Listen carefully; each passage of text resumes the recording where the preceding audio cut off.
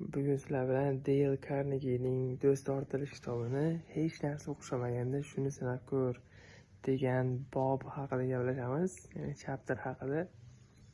Unda throw down a challenge deydi, ya'ni o'rtaga musobaqani tashla degan mavzu ekan. Nima uchun bunaqaligini videoning davomida bilib olasizlar. Xo'p, bitta zavod bo'lgan ekan. U zavodda odamlar shunaqa dangasa, ish yoqmas, tanbal bo'lgan ekan. Ularni so'kib ham, urishib ham hech ishga solib bo'lmabdi. Oxiri bittasini xayoliga, ya'ni menejerni xayoliga qani o'rtasiga bularni competition solib ko'rish deb shunday ishga kirib, nechta yasadinglar o'sha misol uchun o'sha ishxonada nechta yasaldinglar desa, nechta ishlab chiqara oldinglar desa, 6 ta desa, melda yerga katta 6 chizib qo'yar ekan.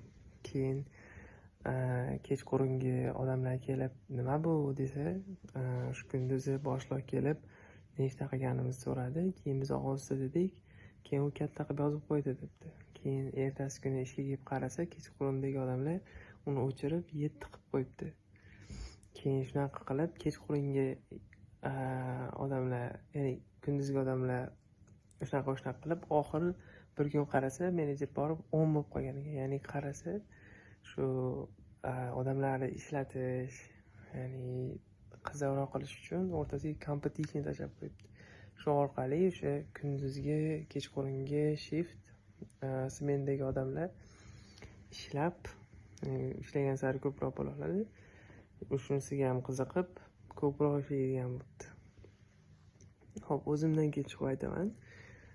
Men ishlaydigan ishxonada ham shunaqa narsa bor. Ya'ni oyning yaxshi ishchisi, ya'ni bitta komandalar bor. Komanda oyning eng yaxshi komandasi deb har oy ularga ko'proq bonus qilinib, hammaning oldida taqdirlaydi. Shunga hamma qiziqib ishlaydi, misol uchun. O'shani olish uchun. Ya'ni qissadan qissa shuki, agar hech narsa o'xshamasa, o'yinni, ya'ni siz qilmoqchi bo'lgan narsani qiziqroq qilish uchun o'rtaga challenge tashlab, ya'ni musobaqa, bellashuv tashlaydigan bo'lsangiz, ishingiz misol uchun yurib ketishi mumkin.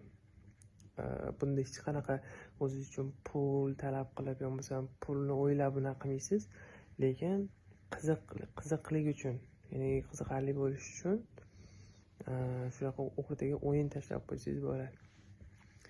Xo'p, keyingi videoda ko'rishguncha, mayli, sog' bo'linglar, chachim qaranglar.